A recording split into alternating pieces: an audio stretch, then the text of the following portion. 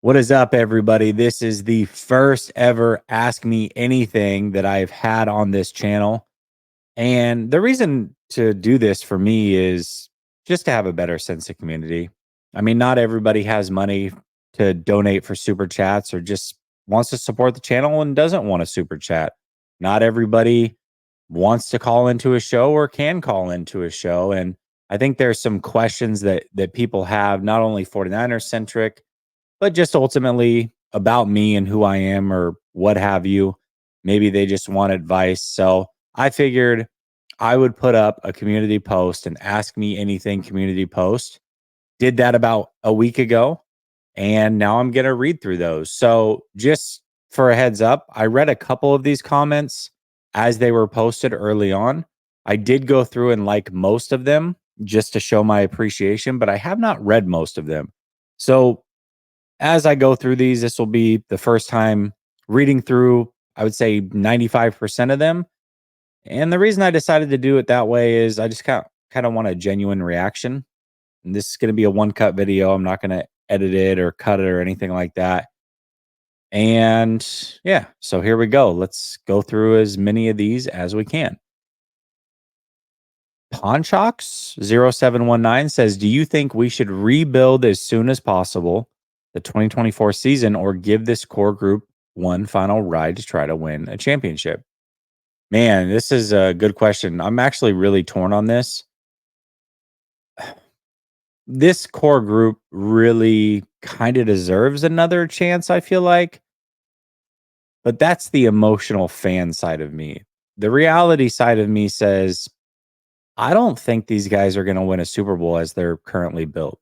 And the faster that you can kind of move on and get to that next wave and also get some assets for some of these aging guys, I would do that. So keep Brandon Ayuk, but guys like Kittle and Armstead and Hargrave, Juszczyk, I would move on from them. I would get as much as I can from them. I would take the dead money now and I would move on, kind of retool on the fly. Maybe take a year where you barely scrape into the playoffs. And then next year, because you got all this draft capital, you're a lot less expensive. You're still very competitive. And you're kind of rebuilding towards the future around guys like Bosa and Warner and Ayuk and Purdy and what have you. So for me, I would say just the business side of things, get rid of these guys and move on. The fan side of me says keep them and give them one last chance. So hopefully that answers the question. Gomer, haven't heard that since I was in middle school, says, how do you prepare for behind enemy lines guests? What sort of research do you do on the opposing team? And do you read a lot or prefer to watch tapes? I don't like to read at all. I've never enjoyed it. So I always prefer to just watch games or tape. It depends on the team. Most of these teams I will have watched at least a couple games, depending on where we're at in the season. And I've pretty well versed on what's going on in the NFL. I would say more than most because I feel like that's kind of what I owe you guys is to be well versed on the NFL. Otherwise, my opinions about the 49ers are in a silo or a bubble of the 49ers and not necessarily in line with reality of what is happening in the NFL. So what is there to compare to?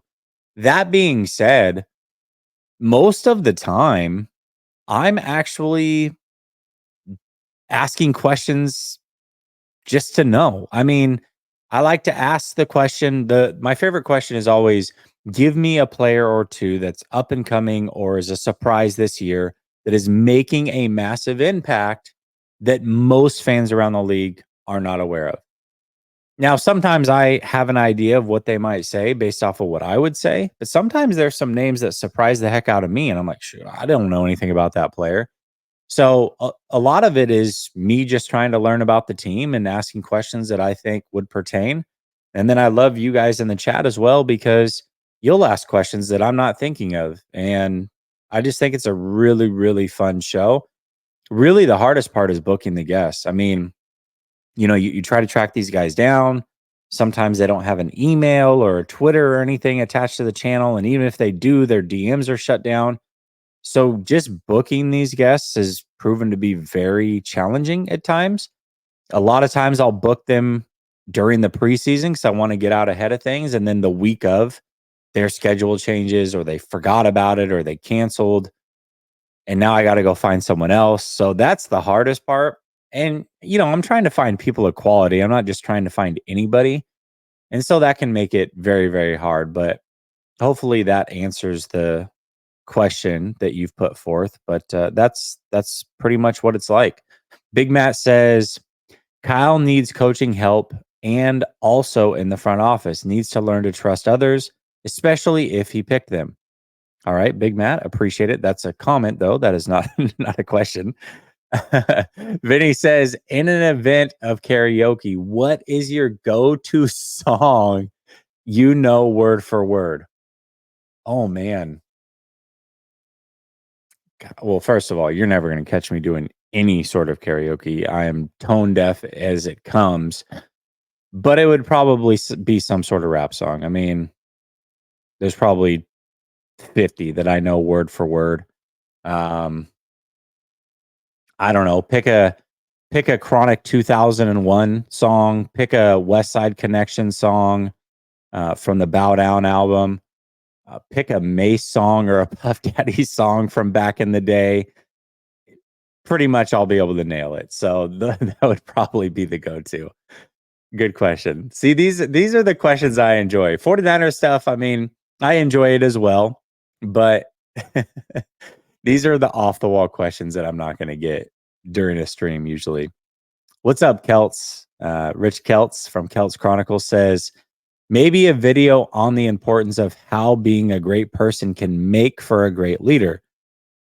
The importance of integrity, honesty, self-reflection, and growth. No matter how nice the house is, it will crumble if the foundation isn't solid. A house built on lies, Shanahan, crumbles.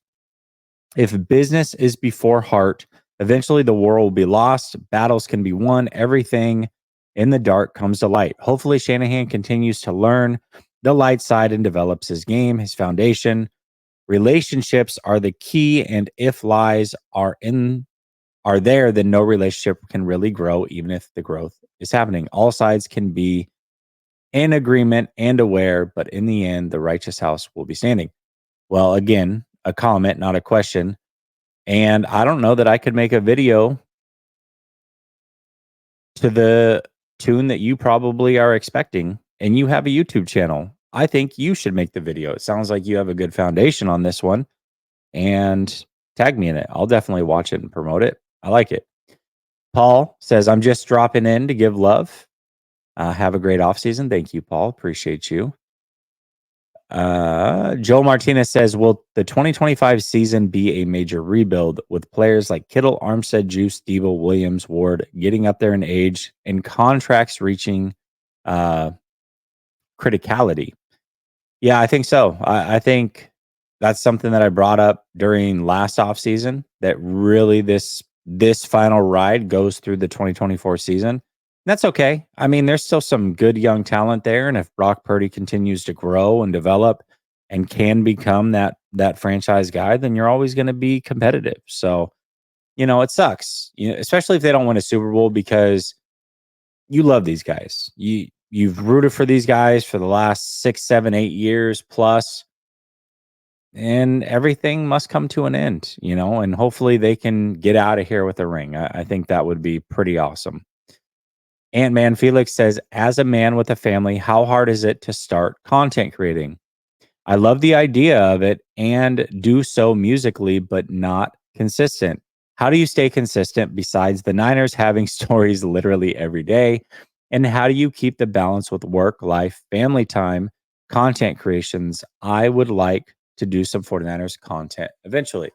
Well, first of all, I will say, if you do decide to make content and you have any questions, you can always reach out. I will do my best to help. In fact, I was getting so many people asking me how to make content from the ground up that I put together a video series. I recorded it about a year ago. Some of it's a little outdated, but I give you like a 4-part video series of like equipment to buy, how to start a channel, what's important to the algorithm, and just try to spring launch you and fast forward you and your knowledge before you actually get started to the best of my ability. So if that's something you're interested in, just hit me up and I can get it to you. But how hard is it to do? Listen, I mean, the way that I see it, Ant Man, is you're going to find time for whatever it is that's important to you. And all of those things that you mentioned are super important to me. I stay up pretty late anyways, and I'm on the East Coast. So that benefits me very well. If I was on the West Coast and recording videos at 10, 11 at night, I don't think that maybe the channel would grow as quickly. But because I'm on the East Coast and I'm doing these videos at like 10 o'clock Eastern, it's a good time. It's still in a sweet spot for the West Coast. And that's where most 49er fans are at. They reside on the West Coast. So for me, that's helpful. My family's usually in bed by then. I'm not missing out on anything. And I'm going to be up anyways. I mean, whether used to be competitive Madden, watching Blazer games, what have you, I'm going to be up till 12:1 anyways. So I might as well create content. And I've really fallen in love with this. I truly enjoy it. So much fun interacting with all of you. It's just it's just a lot of fun, man. So for me, that's ultimately where it comes from. And the consistency is just kind of setting a schedule, putting yourself out there. I don't know if you've noticed, but usually like when the season starts or the season ends, I'll post in the community tab like, "Hey, this is my schedule." And that's as much to just have the have the guests lined up that I'm going to have lined up and kind of know what's there, but also for me to kind of be held accountable. Like I'm telling you this is what I'm going to do. I kind of owe you that now. And then I would say the last thing is make it easy on yourself. So for me, my laptop, my camera, all the stuff is set up, ready to go. It takes me less than a minute to turn on the camera, turn on the lights, get the microphone dialed in, and record a show or go live. And that's a big part of it. If it's a 15-minute ordeal every single time that you go to make content, you're probably not going to be consistent with it. So make your setup one that is easily accessible and one that if you have something on your mind, you can just go. And as long as you do that, I think it makes life a lot easier. Progdan49 says, if you had someone helping you with the channel behind the scenes, ideally, what would they be doing for the channel? Well, I'm glad that you asked. I actually, in August, did bring somebody on to help me. And really, all they do is they take my long form content and they cut it up into short form. They make the thumbnails for it and then upload it to a Google Drive to where I then schedule when those are released, come up with the title, and put them out. So for me, that was helpful because there's just a lot of content that a lot of people prefer to consume in shorter bursts and don't like necessarily a 2-hour live. And so that's a way to get some opinions out there and try to reach people where they want to be met, whether it's super short form content, 5 to 8 minute content, 5 to 10 minute content, or long form. I want as much on the channel as possible to meet people where they want to be met and get as many eyes on the channel as possible. So ideally, that's what they would be doing, and that's what they are doing. So shout out to my man Roscoe for helping me out with the channel. I'm not even gonna try to say your name, and I apologize. 5791, I'll go with that. Uh, he says, what was the hardest part about starting a YouTube channel? Are there any aspects of being a 49ers YouTuber specifically that surprised you? I would say the hardest part was just not knowing what you don't know. I mean, I think a lot of people think, oh, it's just easy. I just record and upload. Well, yeah, but there's a big learning curve to making your own thumbnails and coming up with creative titles that aren't overly clickbaity, but you have to be a little clickbaity in order to get eyes on it. And there's just so many little things that are out there. What's important to the YouTube algorithm? How do you promote yourself? I mean, there's just so many little things. And I think if you think about all that you don't know, it can kind of paralyze you and put you in a state where you just don't ever start. So for me, it was just starting. As far as the aspects that surprised me, I would say just the engagement in general. I mean, I'm doing this for fun. I never, if you would have told me 3 years ago or 2 years ago or whenever I started that this channel would have 15,000 subs and almost 3 million views on it, I wouldn't have believed that. So that is a big surprise. And then also how much people care, good or bad, right? I mean, there's some people that absolutely cannot stand me. They hate my guts. And then there's some people that love and support me and tell me that. And more people love and support for sure. But there's definitely people out there that really do not like me. But just getting emotion and people to care one way or another, that's something that surprised me. I didn't expect that. Great question. Craig Tidwell says, looking at the 49ers schedule next year, is 12 or 13 wins realistic barring any major injuries? I don't know that 13 wins is. I think the ceiling is probably 12 wins and the floor is probably 10. I mean, they're going to be in between 10 and 12 wins again next year. I think an early look just at the teams, I think I have them at 11 and 6, but again, the schedule is important because then you see, all right, well, which games of these are on short weeks, which games of these are east to west coast trips, which games are the opponent coming off of a bye. There's so many things that change when the actual schedule is released. So right now I have them at 11 and 6, but I could easily go up to 12 wins and maybe bring them down to 10. And I think anywhere in between there is probably pretty realistic. Cavino says, oh, this looks like a long one. Oh, never mind. Okay. One, in light of the overtime debacle by Kyle Shanahan and his constant failures in big games, i.e., Super Bowls, the poor preparation of his team, especially for the Super Bowl, poor play calling, and the lack of play time to fringe players like Mason, plus the lack of humility and accountability, should he be fired? No, I don't think he should be fired. Given the free agents leaving, is there enough cap room to get a quality offensive line players? Yes. The 49ers are in a really good position cap-wise. I know the cap just went up, but really, I mean, that just means the inflation of players is going to go up too. So, but even then, if the cap was where they had projected at like 245 million or whatever, they would have been fine. They can move money around in some small instances. They actually have a decent amount of money. The 49ers are going to be in a position, in my opinion, where they can keep most of their players if they so choose, sign their rookie class, and make one decent splash move in free agency.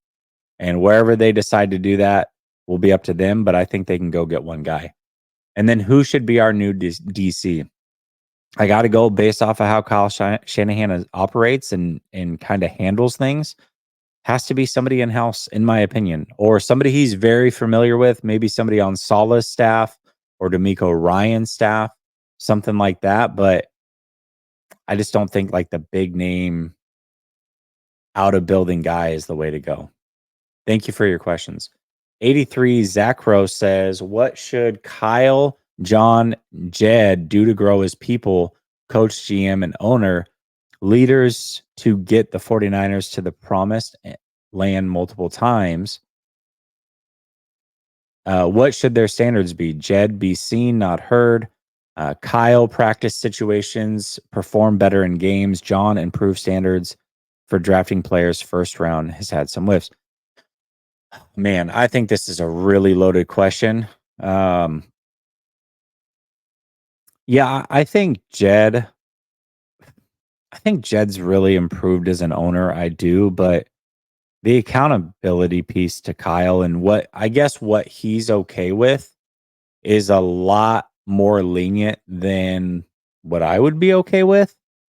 I'm not a big fan of him saying things like, well, if we had lost in the NFC Championship game, it still would have been a successful season. No, the hell it wouldn't. Absolutely not. So For me, those things, I would like to see him raise his expectations. As far as John go, I think John's good. The problem with John is I don't know what he's responsible for in the draft. I really don't. I don't know what choices are his, what choices are Kyle's, what choices are Adam Peters, what have you. So that makes it really hard to kind of give a critique on him because I just don't know what he brings to the table when it comes to bringing in the talent. One thing I do like about John, though, is it does seem like he's always willing to swing for the fences. Anytime early on big names became available, and really even through now, seems like he's always picking up the phone and you're hearing about him at least trying to figure out what the possibilities are. The fact that he called on Jimmy Garoppolo and was told no early on and then was like, okay, well, if you want to keep Jimmy, what about Tom? I mean, that takes some balls, man. So I actually really like John a lot. I just don't know what he's responsible for as far as the draft goes. Kyle, man, he's going to be the toughest one to change because there's so many little things, in my opinion, that he can improve on. But I don't know if he wants to improve on them or is willing to improve on them. Now, that doesn't mean he can't win a Super Bowl, right? Nobody's perfect, but man, his arrogance really, really rubs me the wrong way. And again, this stuff here may not matter if the team loves it. This stuff may not matter if he goes to the team behind the scenes and tells them, like, listen, my bad. I screwed this up. That's fine. I don't like that he goes in front of the media and acts like he's done nothing wrong because now his players start getting questioned by fans, media, what have you. It just puts a lot of pressure on them. And as a leader, even if it's not your fault and you know it's not your fault, usually in a public setting, my preference is that you take the blame. It's just kind of the way that it works. Hey, we didn't win the Super Bowl. That's on me. I got to coach better. I really feel like I could have put these guys in a better position to go out and win this game, and I, it's something that I'll have to learn from. And even if that's not what you mean, you're taking the burden off of your players. So for me, I would prefer more of that, but that's just not who he is. So Justin says, what are your 5 best YouTube live streaming tips for a total beginner? I just wrote your title. It's actually a really good title. And if I was a YouTube like guru and giving out tips, that's a fantastic title. As far as the 5 best YouTube live streaming tips, I would say don't make it bigger than what it is. It's really not that big of a deal. You know, whether you have one person watching or 10,000, it's all the same, man. It's all the same. So don't make it a big deal. Don't be self-conscious. There's so many things that you're going to say that in the moment you're looking at like, why did I say that? Or why did I phrase it that way? Or why did I flub my words? Who cares? Nobody really thinks it's that big of a deal other than you. So just don't be self-conscious. There's no reason for it. I would say be true to who you are, whatever that is, whether you are kind of boring and monotone or you're really in your face and excited. Whoever you are, people are going to gravitate to you, whatever that is. And people are going to resonate with you and they're going to see themselves in you.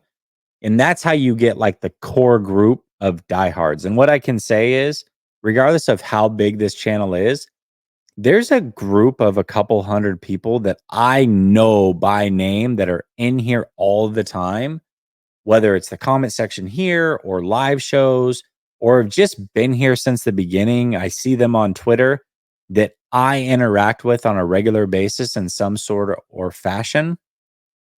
So for me, those people will always have a special place. And I know that that core group rocks with me, even if they completely disagree with my opinions. So that is huge for me. And as you're building not a fan base, Fans so weird. Fans are for famous people, I guess, but a supporter base. As you're building people that support you in that foundation, that group, those people are going to rock with you because you are you. So make sure that you are yourself. Uh, I would say be prepared. Be very, very prepared. So whatever it is that you're about to talk about, make sure that you're knowledgeable on it. Make sure that you know what you're talking about to the best of your ability and that you've done some preparation. It's very obvious, maybe not to the naked eye all the time, but definitely to the trained eye. I can go watch somebody else's live stream and be like, they're winging it. They have no clue. They did zero preparation. They had a show. Maybe their job got in the way. They have their topics, but they've done zero prep work. They have no idea what they're talking about.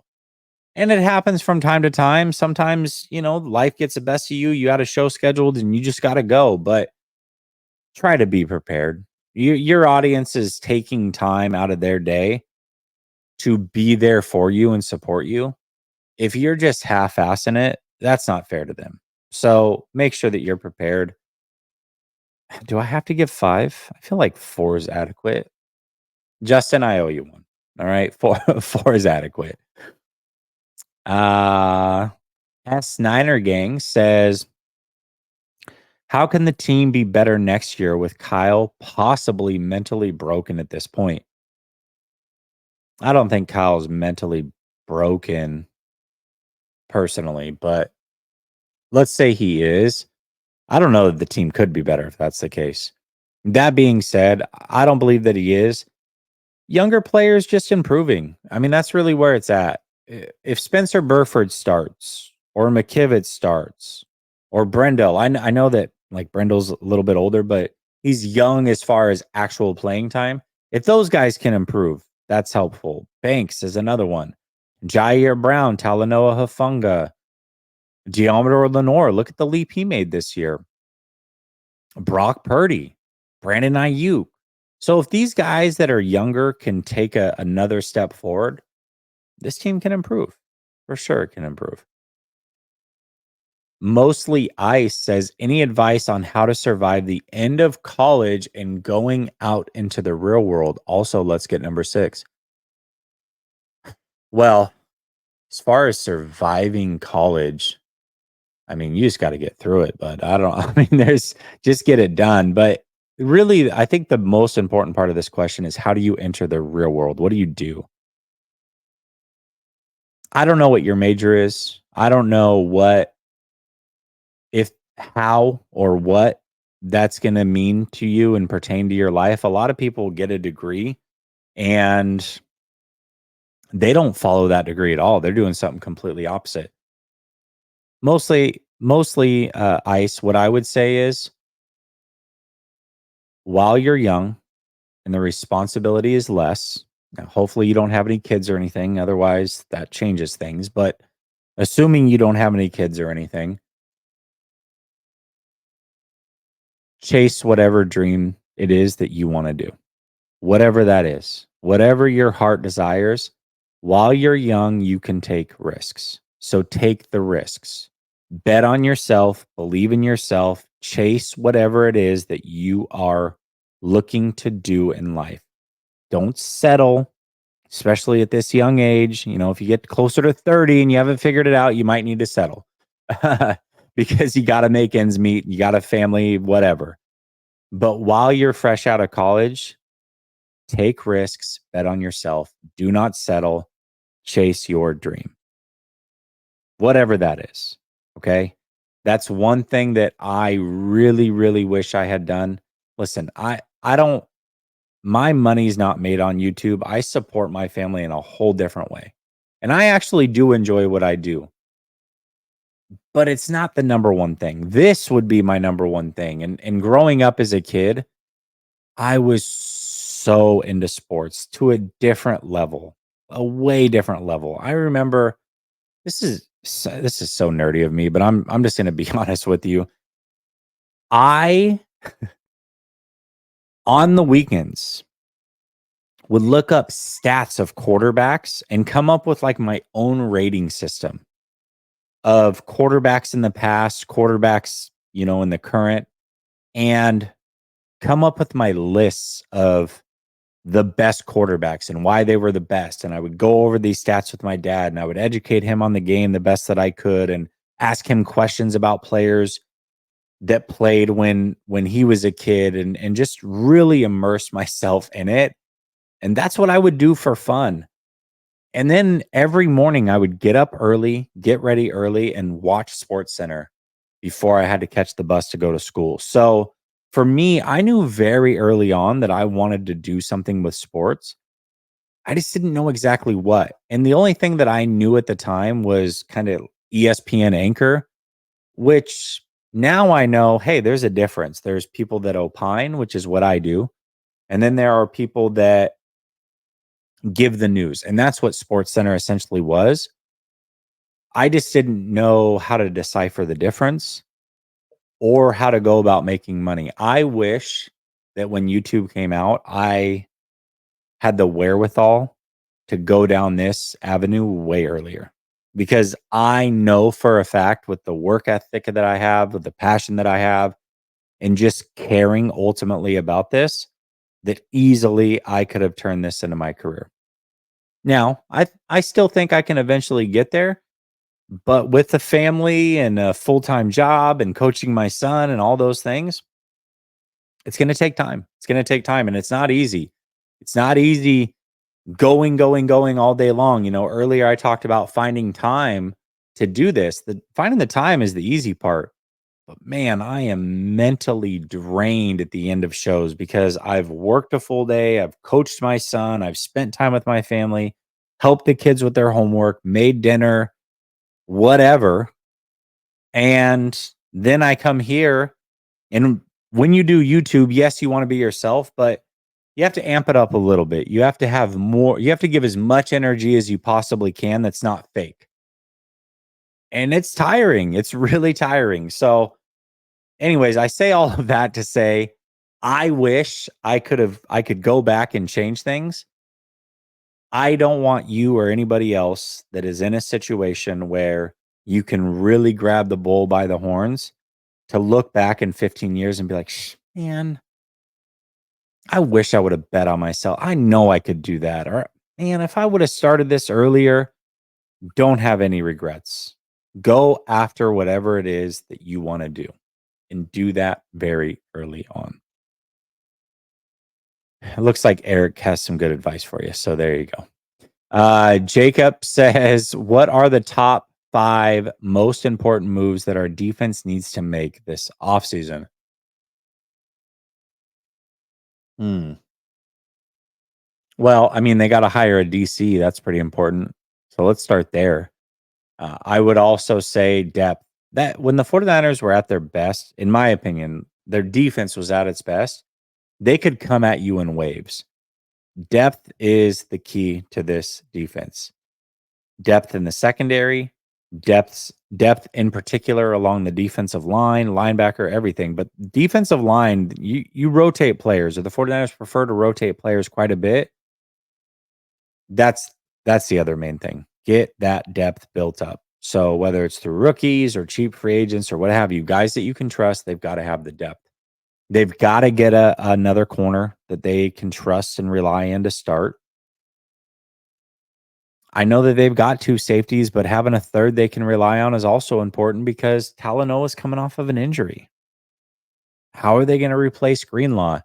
Those are the questions that I have. How you go about replacing them, man, that's why these guys get paid the big bucks. On the goal line says, what inspired you to start your own channel? You've built an incredible community, and I know many others wish to do the same. Keep it up. Well, thank you so much for the kind words. What inspired me? I mean, I think I kind of answered that when I was answering, what was it, Jacob's question up here? Oh, mostly ice. Jacob was the last one. Mostly ice. When I was answering his question about the college, I've always wanted to do something like this.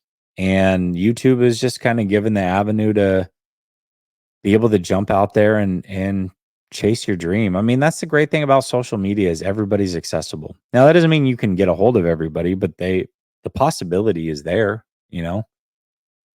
I mean, that was huge for me. When I first started the channel, bringing on at that time, we were looking to draft a quarterback, and I was trying to learn about them all.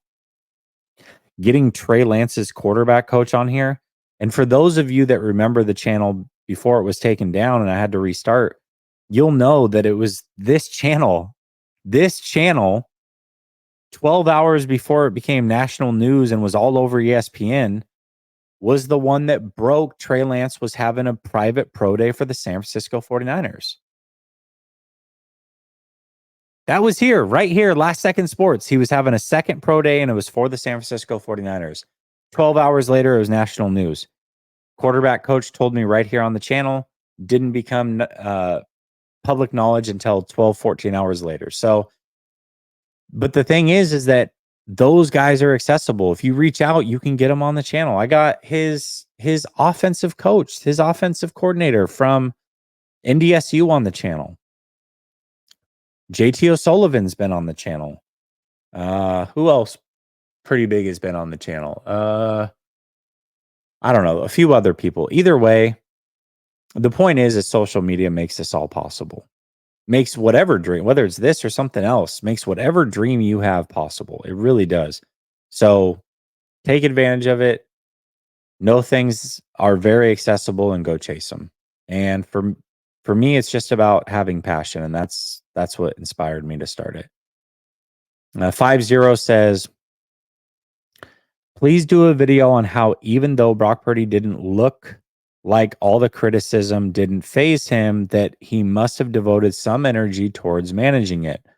The crowning of Mahomes as the GOAT and the fact that he already won 2 chips allowed him to play a little more freely than Brock. Yeah, I think, when players are like, I don't listen to any of the noise. Okay, you've heard something. I mean, clearly people asking him about the game manager thing, and he said, yeah, I've heard a little bit of it. It weighs on you. These people are human. I don't know that I'll do a full video on it. I would just say that Brock Purdy's young. He has a chance to improve and grow mentally, physically, everything. I'm just in a root for him, man. I think that him going through all of this is just part of learning what it is to be a franchise quarterback in the NFL. That is not an easy thing to be bestowed upon you. And a lot of people crumble under that pressure. And I think Brock Purdy's done a pretty good job, even though he's definitely heard some of the outside noise for sure. Matthew Sanders says, what's for Sunday dinner? Well, I assume this was last Sunday. Shoot, I couldn't tell you what I ate last Sunday. Tomorrow, meatloaf? Maybe I'll have some meatloaf. There we go. That's what we'll do for dinner. Gammon says, Gammon, what's up? Or I say, Gammon, what's up? Gammon says, elephant in the room. Outside perception is that all of Grant's guests are company men who do not dare to challenge him. How hard is it to prepare for one of his shows, and what happens when it ends in disagreement?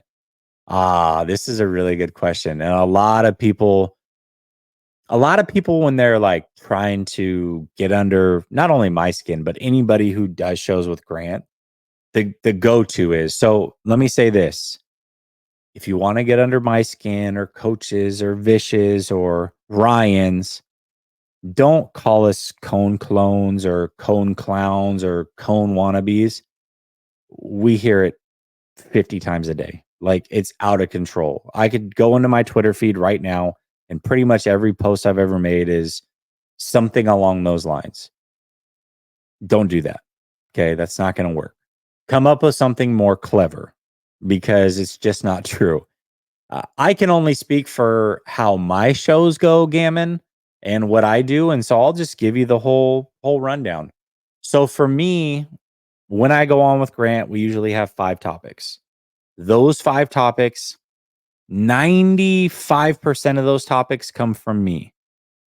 I will text him a few hours before the show. Hey, here's the topics I want to talk about.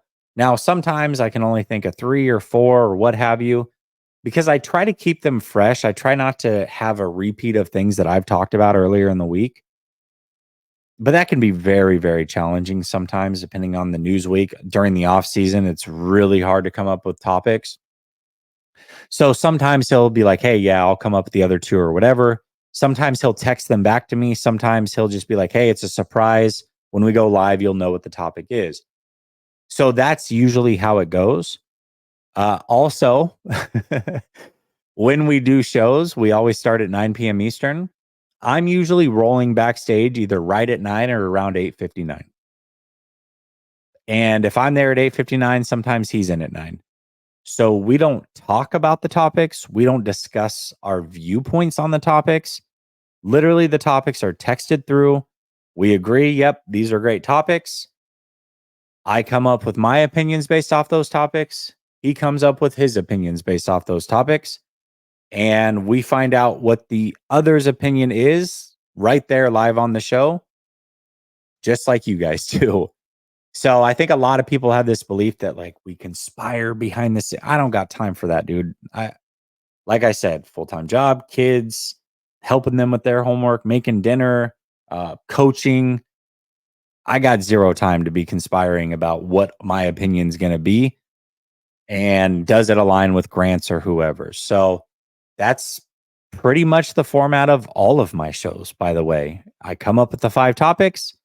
I'm ready to go. I have my opinion. My guest has the topics, and we find out what those opinions are live on air. Now, sometimes, like, I'll see a tweet from them or vice versa. So we kind of have an idea. And just working with these guys, I mean, you kind of know the way that they're going to go, but it's nothing that we talk about or discuss. We find out live on air. And then as far as disagreeing with him, listen, Grant's not anybody's boss. It's just not. Grant doesn't pay me. Grant doesn't control my opinions. Grant has no say in how I run my channel, my platform, none of that. He's never once asked me to, hey, man, I've got this opinion. Can you make sure you agree so I look good? Never has anything weird like that happened. So it's always strange to me when people think like, okay, they conspire or whatever. My opinion's my opinion. His opinion's his opinion. A lot of times they align for sure. And I think when we disagree or just when I disagree with anybody in general, I try to be pretty level headed about it and at least kind of see where they're coming from. My disagreements don't usually end up in blow up arguments. I mean, we just had one on my channel 2 days ago between Coach and Larry. I'm not saying I don't ever get fired up, but I try to be respectful of whoever I'm on there with. So even when we disagree, I usually kind of let them down lightly, like, hey, it's all good. You think this, I think that. We joke about it, we move on. And so because there's not that blow up, I think a lot of people just think, oh, okay, well, they don't disagree much. And it's like, well, we just disagreed right in front of your face. But because it was done in a professional manner, in a friendly manner, you kind of just glossed by it. So there's no consequences or anything with disagreement. Like I said, he's not my boss. He doesn't control jack squat that I do. He doesn't pay me. And uh, I've never asked for him to pay me. Like that's just not the way it works. I can stream art content on my channel if I want. I go on with Grant because Grant very early on gave me an opportunity. So that's why I don't stream simultaneously. I don't want to take any views away. I feel like, hey, it's fair. You know what, man? Like you're giving me a big platform on your channel every week to talk sports, and maybe some of those people will cross over and come to my channel. And I can give a little bit back saying thank you for bringing me on very early on in the process. So that's pretty much what the agreement is. B40 says, how did you know when it was time to make this channel a 49er Center channel versus what it was in the beginning? And did your partners get offended in the process? Second question, do you still enjoy producing content for us? I enjoy receiving it, by the way. Thank you for your hard work. Thank you very much. Okay, first part. So there was 2 iterations of the channel. The very first iteration, which was the channel that ended up getting taken down, was 4 of us. It was 4 of us sports fans. We all rooted for different teams. And the channel was last second sports because we were talking about all sports. That was the idea. Very, very quickly, though, the channel started to grow, and I noticed that the time that I was putting in was more than the others. And because the channel was growing very fast and I was producing the most content, the channel was quickly becoming a 49er fan channel. So when we lost the channel and we restarted it, essentially just restarted with me and Rad. And the reason that I did that is because the other two that were with us at the time, and no hard feelings. I mean, I still talk to one of them I'm in a fantasy league with. Rad, I still talk to regularly. He was just on the channel, so there's no hard feelings there. Still one of my best friends in life. But the other two, I just said, listen, like you're not able because of your personal life to run at a pace that I'm wanting to run at. I see major growth here. We're this close to start monetizing, and I don't want anything awkward to happen. So my request is you either run at a pace 80% of what I'm running at, or we go our separate ways before money starts to exchange hands. Because money can ruin friendships, and I don't want anybody to have resentment. And so that's what happened. Two of them bowed out gracefully. Rad and I started the channel. He was running at a very fast pace. I was running at a very fast pace. Eventually, it got to a point where we couldn't even do weekly shows because he had his Lions thing going. I had the 49er thing going. We're just pumping out content. Channel is growing rapidly. And then he hit a spot where he received a promotion in his personal life and was traveling a lot more. And he knew that it wasn't fair for me to hold the fort and run at this unbelievable pace where I'm doing 5 to 8 shows a week, and he couldn't keep up. And so it was really kind of a mutual thing where he's like, listen, I can't keep this pace. It's not fair to you. And I said, well, I appreciate that. You're right. I mean, we're starting to monetize off this thing, and I don't know of a fair way to do this and split it. I don't know what that looks like. And he's like, listen, I'm gonna bow out while this thing's growing and while I know where my life is headed. And that's what happened. And so at that point, I pivoted strictly to the 49ers. I started the second channel where it was all football. I built that to monetization, and now the channel's kind of just sitting there because I don't have time, and the 49er stuff is kind of the most important. So that's where we're at. And if I ever go full time, I'll build up that second channel, and I'll probably start a third channel that is MMA centric, and I'll be full time content creation to the gills.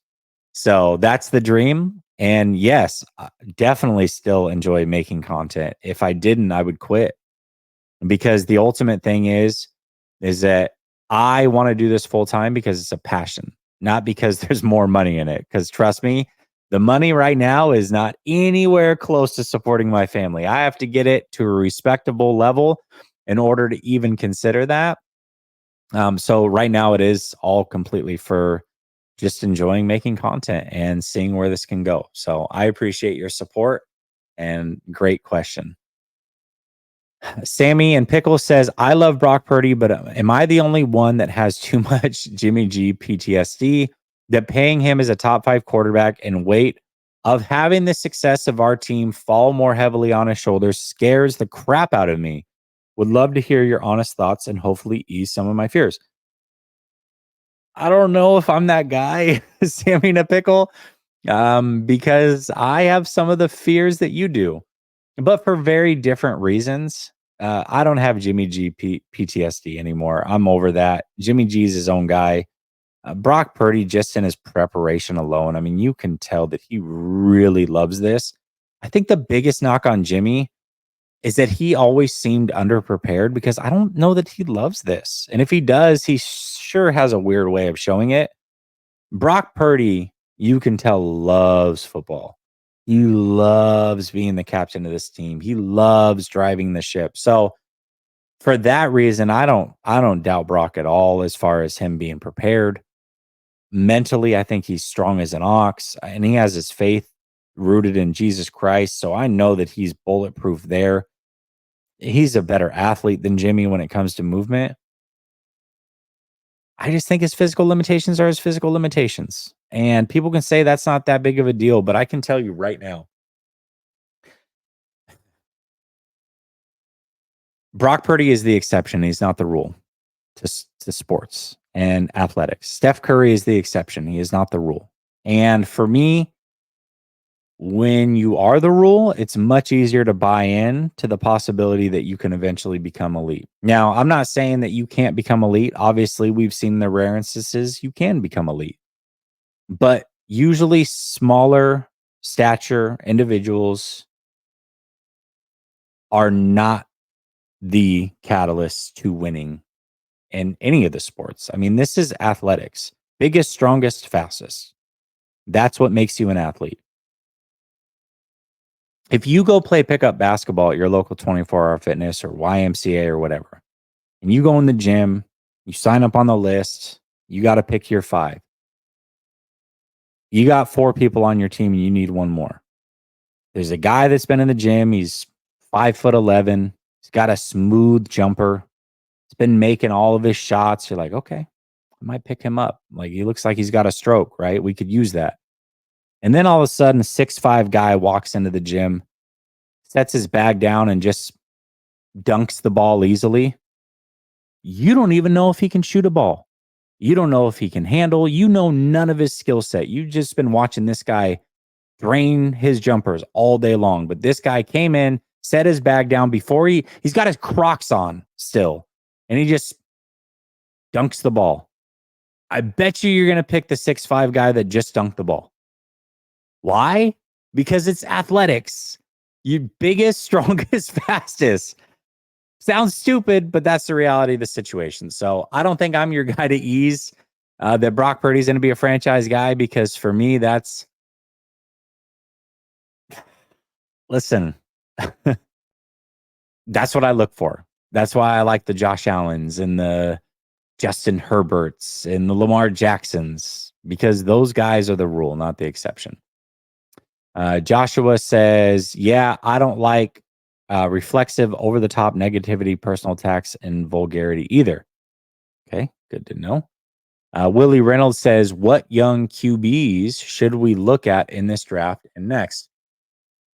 I haven't done a deep dive yet, but when I do, I always post a very in-depth review of all the quarterbacks. Last year, you can go check out on my Twitter, CJ Stroud, I had as my number 1 guy. Richardson, I had as my number 2. And number 3, I had Young. So far, so good on CJ Stroud. We'll see where the other 2 end up going.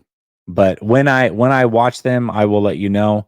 As far as the 49ers go, it's going to be somebody later in the draft. I don't want them drafting anybody round 1 or 2. Compensatory 3rd round pick or later, I would prefer.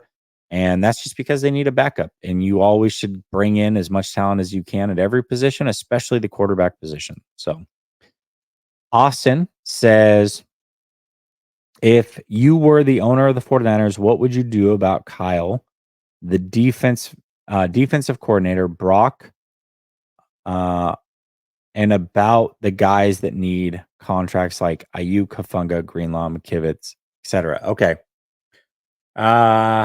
What would I do about Kyle? Well, I would hold him more accountable. What does that mean? A lot of people means like, oh, okay, well, I mean, how do you hold him accountable without firing him? Well, there's many ways. First of all, you can set the expectation, and instead of saying things like, yeah, NFC Championship, we would have lost to the Lions. It's still a great season. No. Expectation is we win a Lombardi trophy. Anything short of that is not a success. Once you set that tone, and every conversation you have is around finding a way to the championship, it's very understood, and it doesn't have to be said anymore. So now Kyle knows what the expectation is, and he's not going to be sitting up there naturally in a press conference talking about I did everything right and it was a good season and I can win big games. No.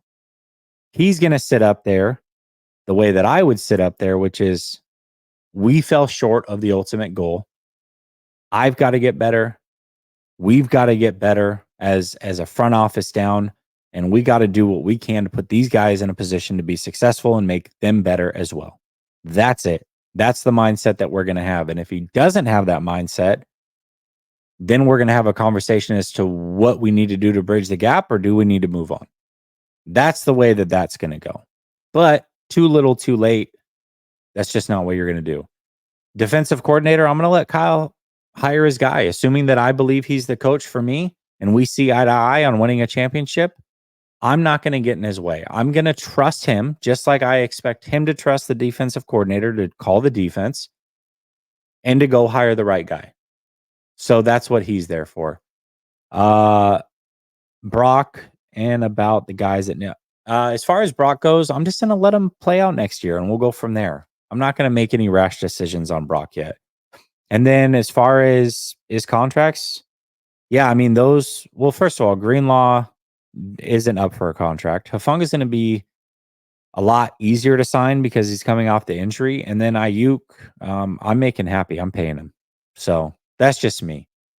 But hopefully I answered your question. Blue Heel says, other than the 49ers, which teams do you think are the most entertaining to follow?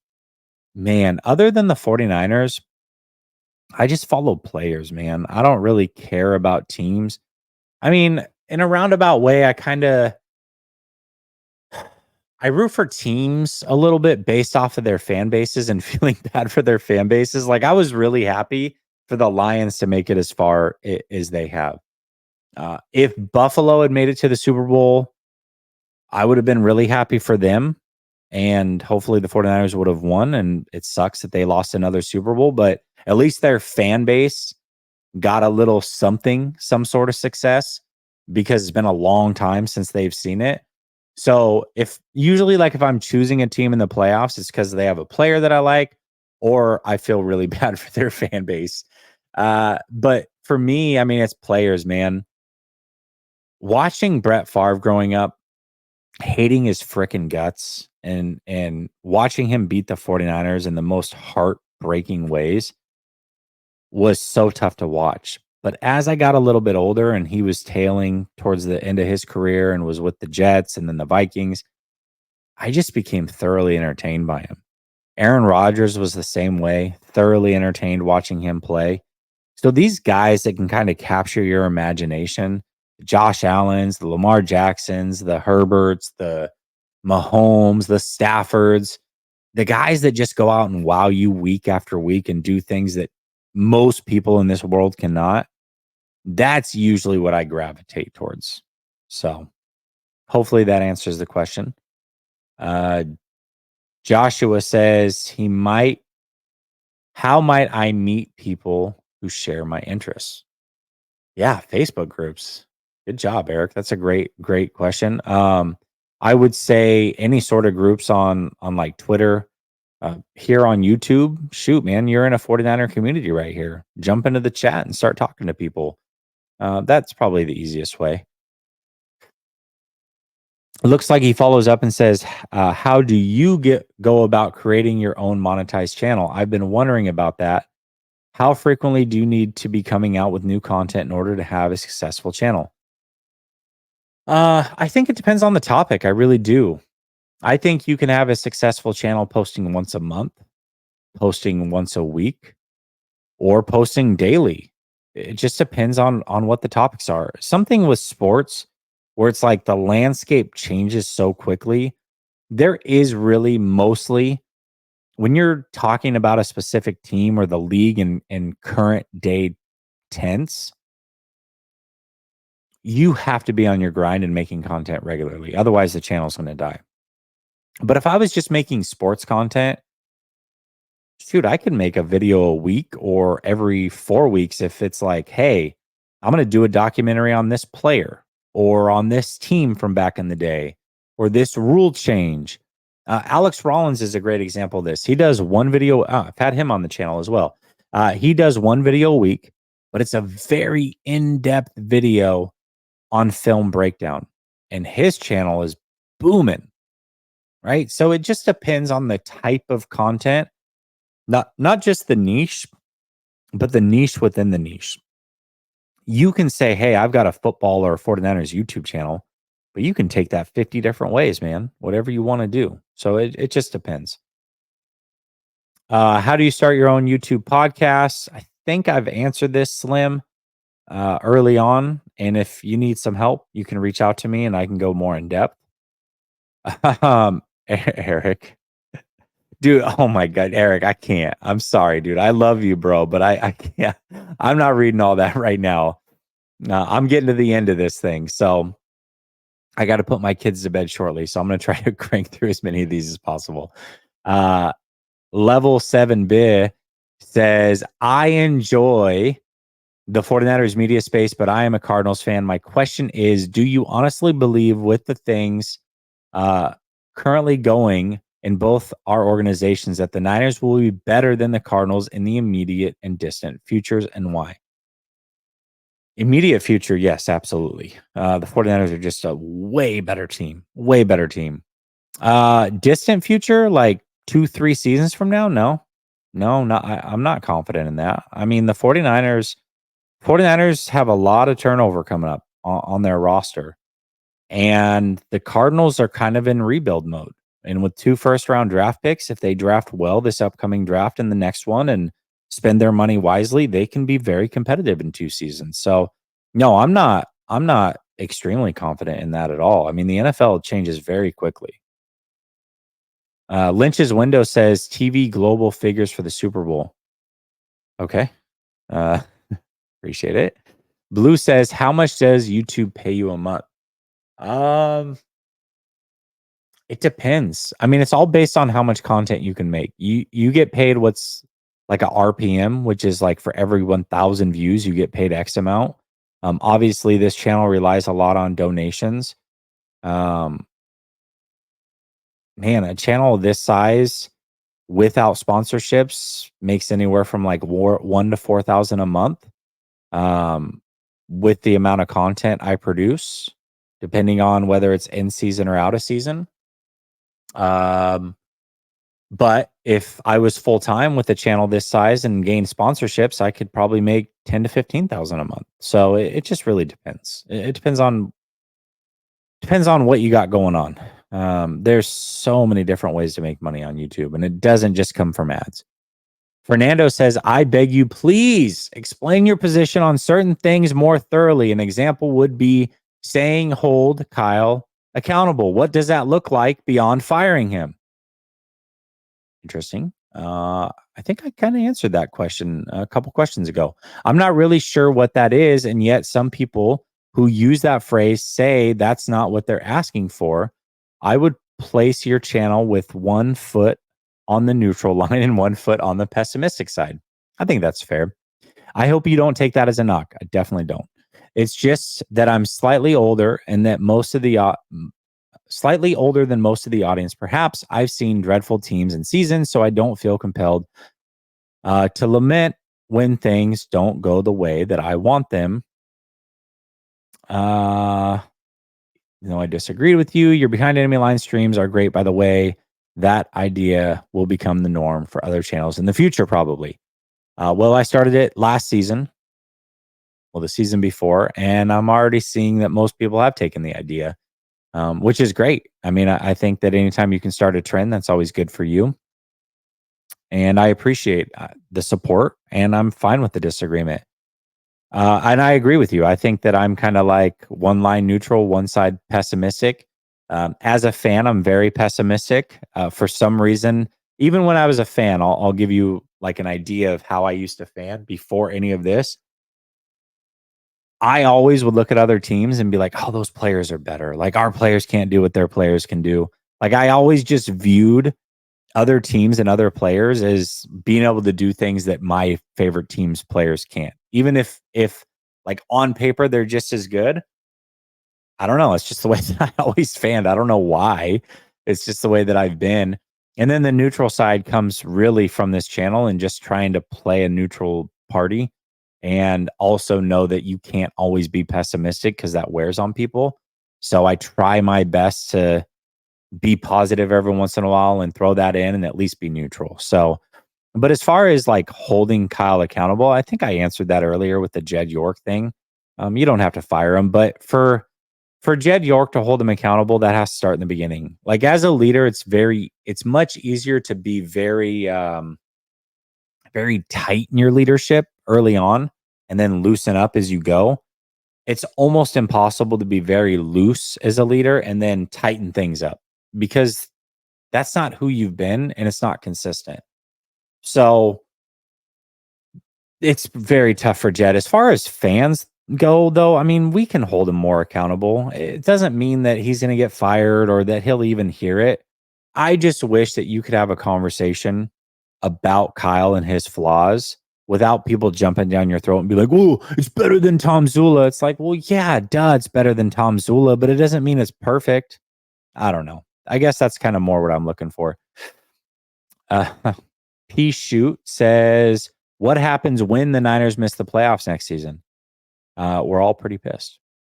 Flav, I saw this one. That's funny. I actually replied to this one. He goes, rank all the people that you do a show with from least knowledgeable to most knowledgeable about football. I said, that's not happening. You just want to burn the whole thing down. But I will answer the question in a roundabout way and just say there's so many different levels of football knowledge. Like some people are really good at X's and O's. Coach, I'll give you an example, is really good with the offensive line. If I have an offensive line question, I'm going to coach.